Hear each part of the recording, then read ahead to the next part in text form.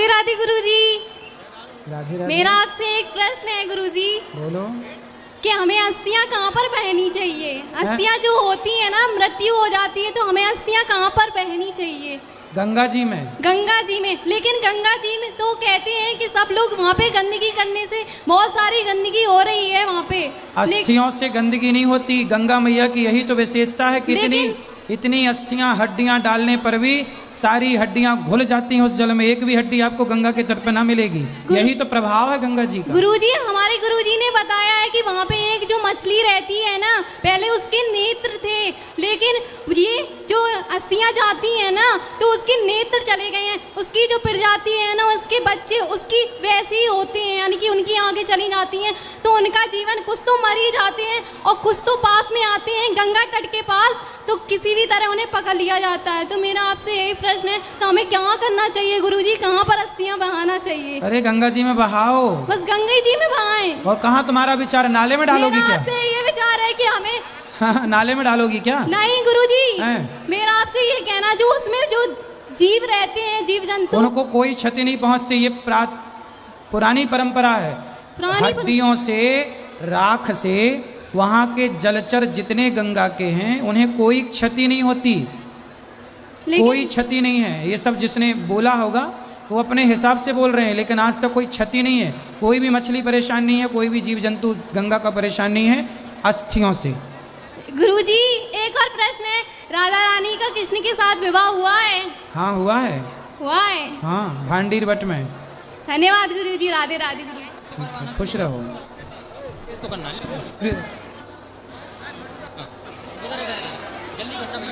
राधे राधे गुरुजी। जी गुरुजी, मेरा प्रश्न है कि आपने बता के रखा है कि जीव जंतु की हत्या नहीं करनी चाहिए। हाँ, तो मेरे दोस्त मेरे को खिला देते हैं, जैसे क्या खिला देते हैं? Non veg. तो क्या, तो ये मेरे को खिला देते हो, तो ये नरक में जाएंगे या मैं जाऊंगा? आप बता दीजिए गुरुजी। दोनों ही जाओगे नरक में। सर मेरे को पता ही नहीं रहता, ये खिला देते हैं।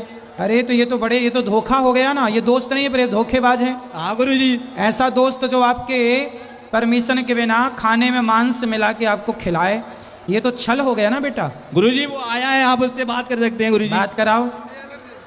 राधे राधे गुरुजी। अरे तुम दोस्त हो कि दुश्मन हो? अरे गुरुजी, इनका भी मन होता है। काय का मांस खाते हो? गाय का? ना ना गुरुजी। हैं? पिताजी का? मुर्गे का। मुर्गे का? हाँ। और अच्छा, तुम्हारे पिताजी हैं? नहीं है गुरुजी। तो जब मरे थे तो आप? ना ना, मरे नहीं है, घर पे हैं। अच्छा। तो जब जाएंगे तो उनका पका के खाओगे कि नहीं मांस? ना ना गुरुजी। अरे पका के खा लेना, आज टांग खा लेना, कल हाथ खा लेना। बकरे का, मुर्गे का तो खाते ही हो, तो बाप का खाने में दिक्कत क्या है? ना ना गुरुजी। बेटा मांस तो मांस है ना, चाहे बकरे का हो चाहे बाप का हो। अंतर क्या है ये बताओ? खुद का बाप बाप है और मुर्गा खा जाओ, मतलब तुम्हारा कैसे युवा हो, कैसे सनातनी हो? तुम स्वाद के लिए किसी की हत्या कर रहे हो। बकरा खाना क्या दाल चावल सब्जी रोटी नहीं है तुम्हारे यहाँ? है गुरुजी। तो काहे खाते हो किसी की हत्या करके? अच्छा लगता है। जब किसी अच्छा लगता है, ये भी खाते हैं गुरु। तुम नाले का पानी अच्छा लगेगा वो भी पीने लग जाओगे? नहीं गुरुजी। गोबर अच्छा लगेगा गोबर भी खाने लग जाओगे? नहीं गुरुजी। फिर मतलब तुम्हें कल से गाय का मांस कोई खिलाए और वो अच्छा लगने लग जाए, तुम गाय को खाने लग जाओगे? गुरुजी आप बता दो मैं नरक में जाऊंगा ये? तुम दोनों जाओगे। और बात करा उससे, छोरा से, ए बेटा मांस खाना सही है? गलत है गुरुजी। कब से छोड़ोगे? अभी से। पक्का माँ कसम खाओ कि नहीं खाओगे? नहीं खाएंगे। हैं? नहीं खाएंगे। माँ कसम खाओ। माँ कसम। आज से मांस नहीं खाओगे? नहीं खाएंगे। अच्छा ये बताओ, मांस खाना सही है बेटा? नहीं गुरुजी। ये बताओ कि आपकी ये कोई कह रहा है बॉडी बनती है। ये अच्छा, तो मैं दाल चावल सब्जी रोटी खाने वाले से लड़ाऊं, तुम हार जाओगे? हाँ गुरुजी। सुनो, एक उंगली जरा काट के दे दो हमें, हम भी उसको पका के खाएंगे तुम्हारी। नहीं गुरुजी। दे सकते हो? दर्द होगा? होगा। खुद की एक उंगली नहीं दे सकते और पूरी की पूरी मुर्गी अपने स्वाद के लिए मुर्गा खा जाते हो। तुम्हें शर्म भी नहीं आ रही है? दांत खींच रहे हो किसी की हत्या करके। बेटा हमने हत्या नहीं की, ये कटवा के कहीं से। अरे तो ये भी तो आखिर मारा गया आपके लिए ना। ये लेके आता है। नहीं मैं ही लाता। क्यों तुम लेके आते हो? नहीं मैं लेके नहीं आता, मेरे को मजबूर करते लाने के लिए। हैं? मजबूर करते हैं, मजबूर करते तुम ले आते हो? हाँ। तो मजबूर करेंगे तो तुम कुछ भी ले आओगे? नहीं। फिर तुम अपनी बहन बेटी को भी ले आओगे? नहीं। फिर मजबूर तो कह रहे हो कि मजबूर नहीं, दोस्त है। अरे दोस्त है तो कुछ भी खाएगा? नहीं। मिर्ची का धुआं देना चाहिए ऐसे दोस्तों को। धुआं दूं? नहीं। उल्टा लटका के नीचे मिर्ची जला के। ठीक है गुरुजी, राधे राधे गुरुजी। जी गुरुजी राधे राधे। जी गुरुजी पूना से आए हम, हमारा नाम है पप्पू बघेल, और एक बार आपके पास गए थे, मथुरा वृंदावन गए थे गुरुजी, मगर आप मिले नहीं वहाँ पे। बोलो। बहुत अच्छा लगा आप यहाँ पे आए, यही मेरी कामना थी, आपके खुश दर्शन हो रहिए, गए। खुश रहिए। राधे राधे गुरुजी। जी मैं ये कह रही थी कि अगर भगवान हमें याद कैसे करते हैं, पता कैसे पड़े अगर हमें भगवान याद करें तो? क्या, एक बार और? भगवान हमें याद करें तो कैसे पता पड़ता है? आप याद करते रहिए, पता लग जाएगा धीरे धीरे। ठीक है, करते रहना बस, नाम राधे जप। राधे। और किसका प्रश्न है? दे दो इनको।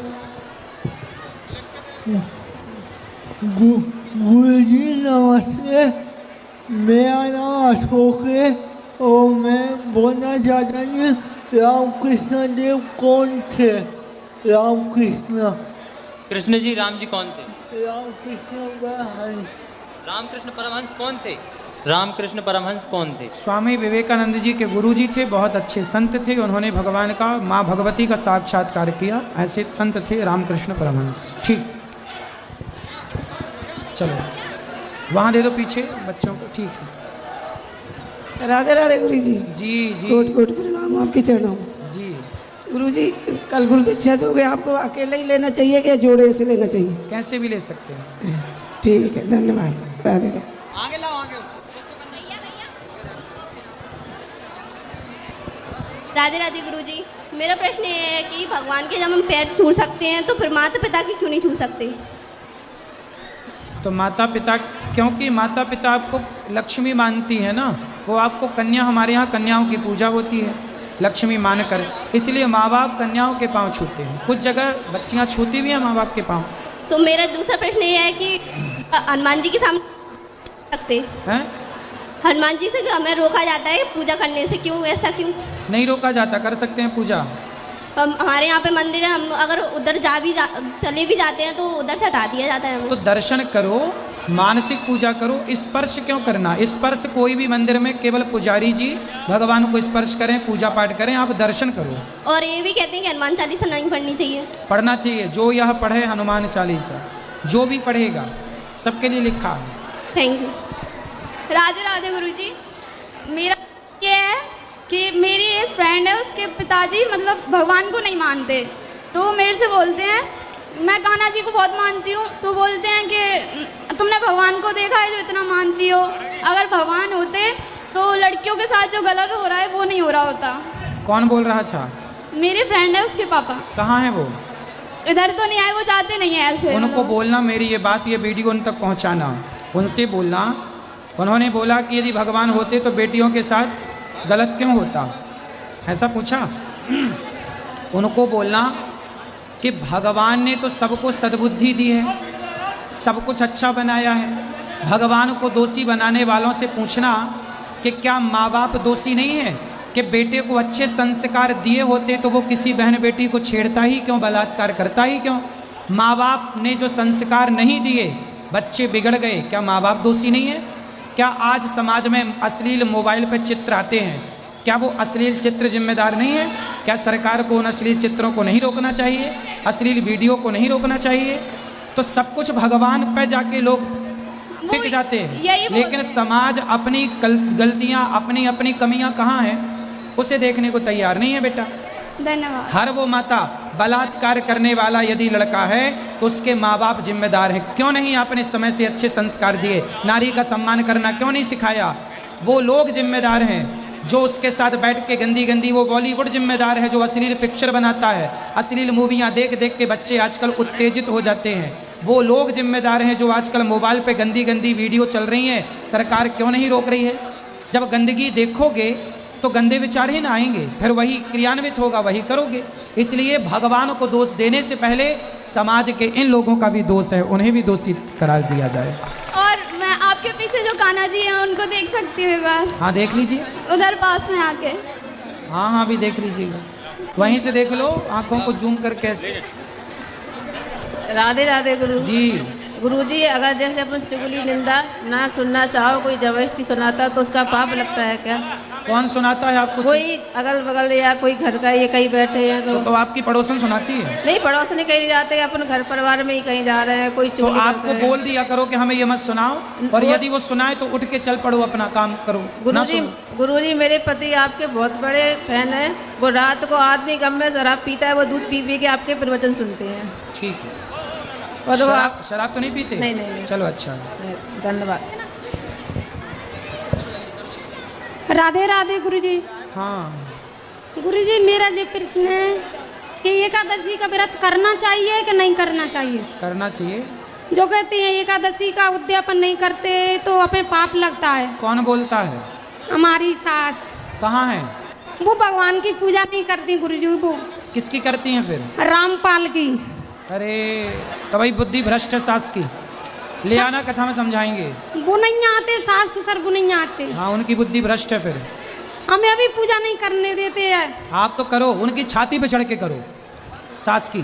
जो कहते हैं उनके शरण में आ जाओ, वो भगवान है। हाँ भगवान है, तो जेल में क्या कर रहे हैं? अब क्या क्या कहें, कह दो। और गुरुजी, हमारे कन्हैया तो भगवान थे, तो जेल से तुरंत बाहर आ गए। फिर ऐसा कोई भी व्यक्ति देखो भगवान बन जाता है।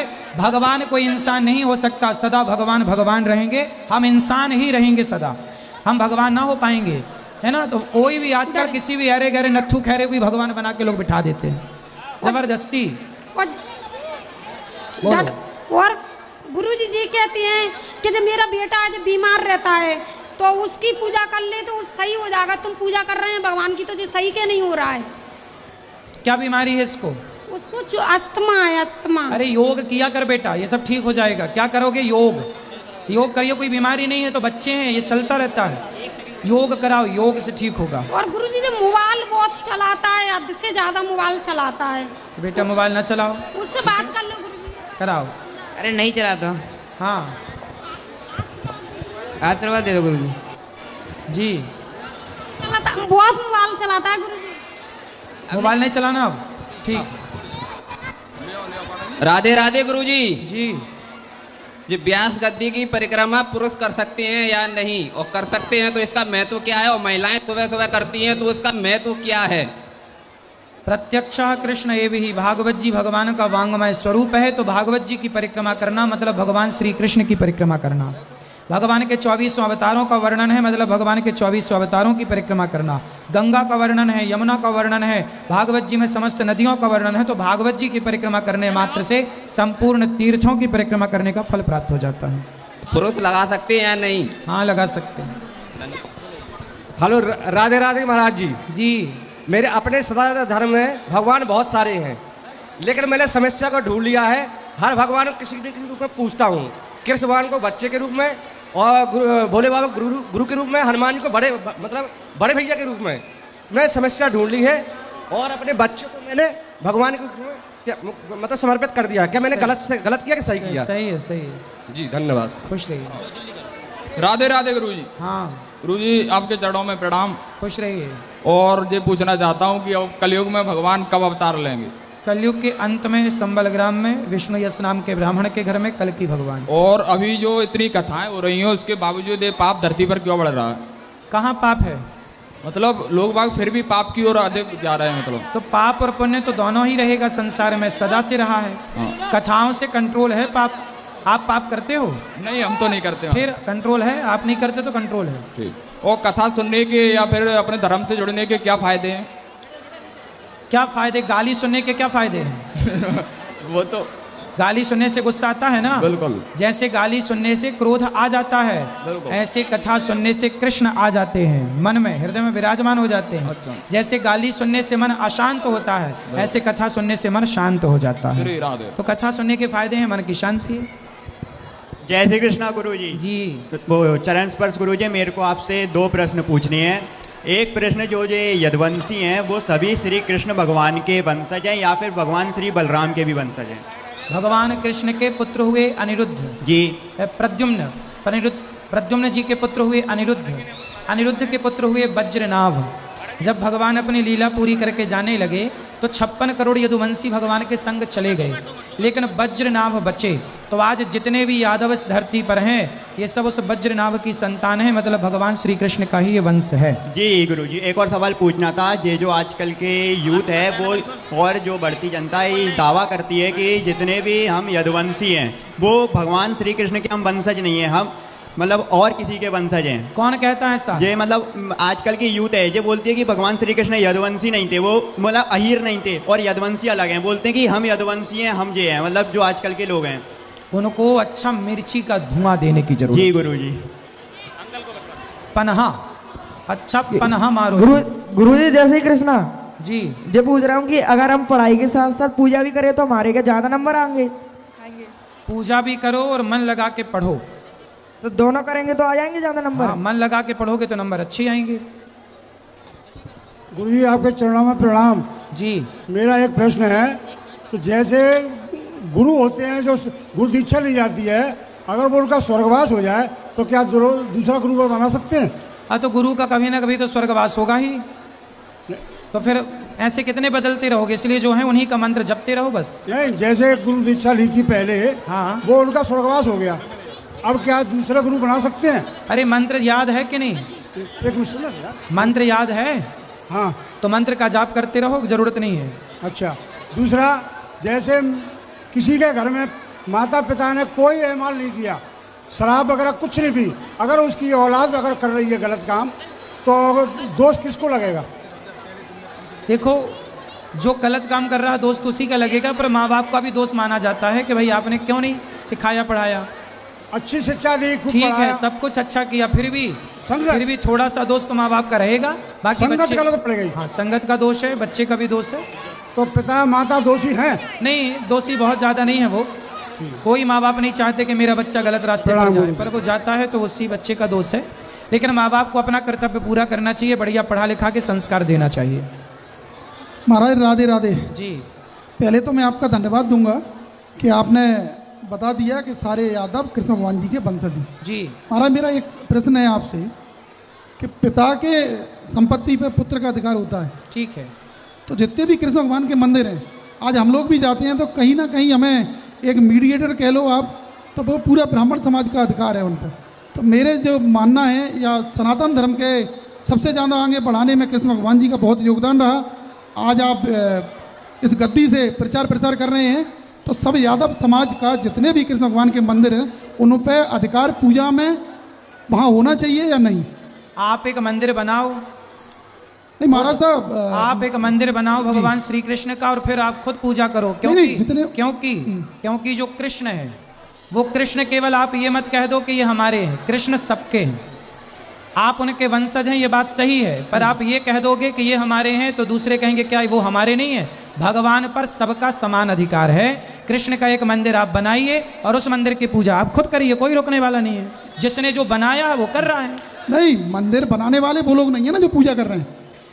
देखो, मंदिर तो देखो सबके घर में है, एक छोटा सा गोपाल जी का मंदिर है। जी जी। और सब लोग पूजा कर रहे हैं। जी, कर मेरा मानना ये है कि भगवान सबके हैं, इसमें कोई बुरा नहीं। जी जी। भगवान ने, वेद ने आज्ञा दी है, वेद पढ़ना, वेद पढ़ाना, यज्ञ करना, यज्ञ कराना। भगवान की पूजा करने का अधिकार ईश्वर ने ब्राह्मण को दिया है, क्षत्रिय को तलवार चलाने का अधिकार दिया है, वैश्य को व्यापार का अधिकार दिया है, शूद्र को सेवा का अधिकार दिया है। तो जिसका जो अधिकार है वो अपने अधिकार क्षेत्र में रह के काम करेगा तो संस्कृति सुरक्षित रहेगी।